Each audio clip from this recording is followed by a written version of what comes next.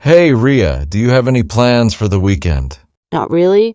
I was just thinking of staying at home and catching up on some sleep. Why?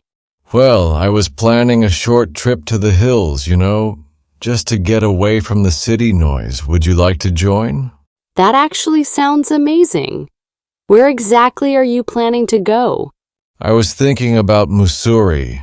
It's not too far and the weather should be pleasant right now. That's tempting.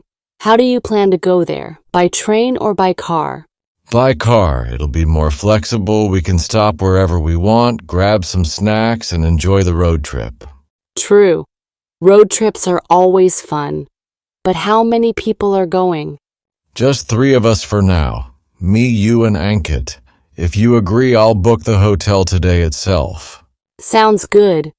But wait, what about the budget? I need to know how much to carry. Don't worry, it won't be much. Around Rs 3,000 per person should cover food, stay, and travel. That's quite reasonable. Okay, I'm in.